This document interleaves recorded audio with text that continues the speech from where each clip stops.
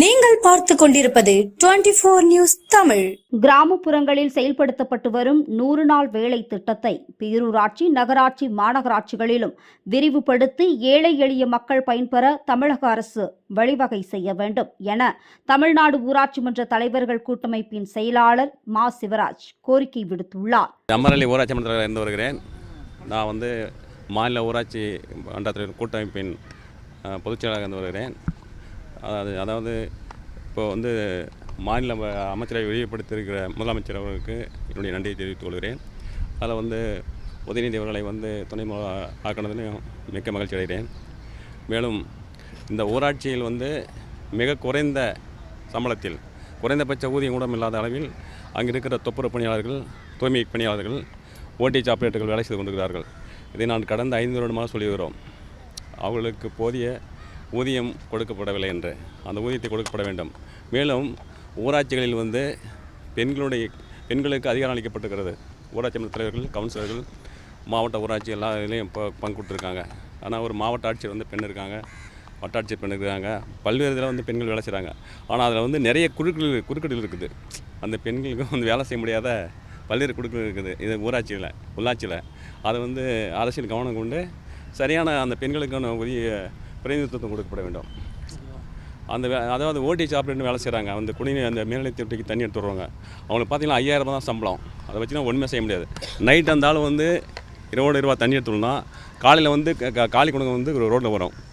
அந்த உள்ளாட்சி அந்த ஓடிஹெச் ஆப்ரேட்டருக்கு பார்த்தீங்கன்னா சம்பளமே மிக குறைவு.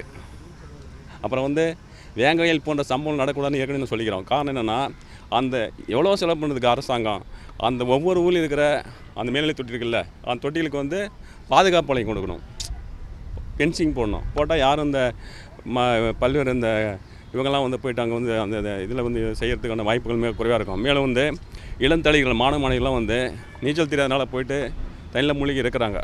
அவங்களுக்கு முதல்வர மற்றவங்களை அஞ்சலி சொன்னால் மட்டும் போதாது. ஒவ்வொரு ஊராட்சி ஒன்றியத்துலேயும் ஒரு நீச்சல் குளம் கட்டணும். ஒரு மனிதனுக்கு 2 வீலர் ஓட்ட தெரியணும். இதெல்லாம் தற்காப்பு, இது நீச்சல் தெரியணும். இதெல்லாம் தெரியலன்னா அவன் மனிதனாக வாழ்ந்து பிரயோஜனம் இல்லை. அதை அவங்க தெரியலனா கூட அரசாங்கம் ஒவ்வொரு ஒன்றியத்திலையும் நீச்சல் குளம் பேட்டி ஒவ்வொரு மாணவர்களுக்கும் நீச்சலை கற்றுக் கொடுக்க ஏற்பாடு பண்ணணும்.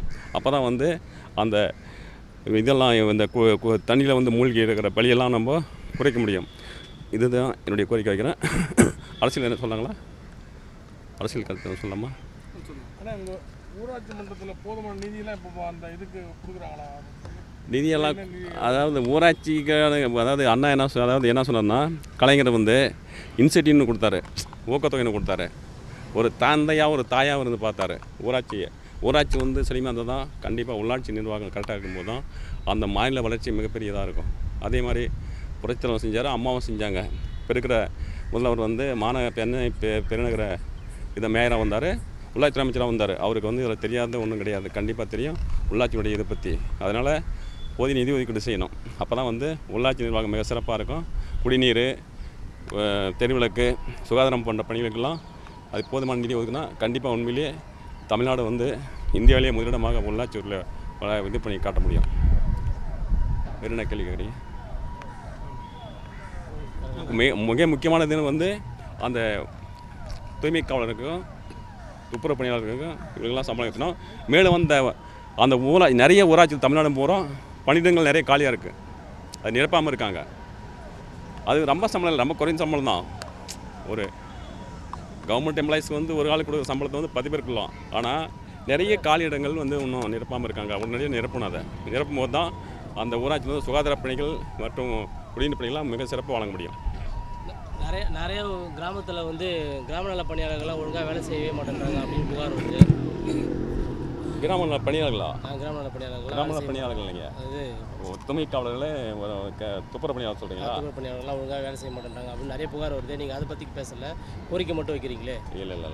அதாவது நான் காலையில் இருந்தோடனே ஒரு ரவுண்டிங் போய்ட்டு குடிநீர் வந்தான்னு பார்ப்போம் எங்கள் தெருவில். இல்லை, தருமபுரி மாவட்டம் பொம்முடியில் சுகாதாரம் சீர்கேட்டு போய் தான் இருக்குது. பள்ள நோண்டி போட்டு வச்சுருக்காங்க, குப்பை வாரில் அந்த கார்பரேஷன் அவங்க நகராட்சிக்காரங்க பள்ள நோண்டி போட்டிருக்காங்க. அந்த பள்ளத்தில் இன்னும் புதைக்கவே இல்லை. அதோட இல்லை இது பேரூராட்சியினுடைய இது நிர்வாகம் தனிங்க, இது உள்ளாட்சித்துறை தனி, ஒரே இதுதான். ஆனால் தனி இதில் வருது.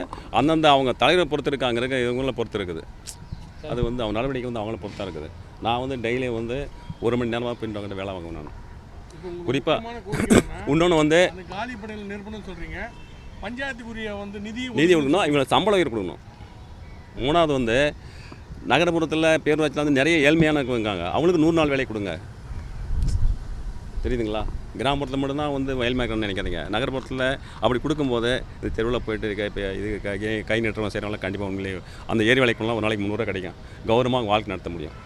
பேரூராட்சியில், நகராட்சியில், மாநகராட்சியில் வந்து 100 நாள் வேலையை விரிவுபடுத்துங்க.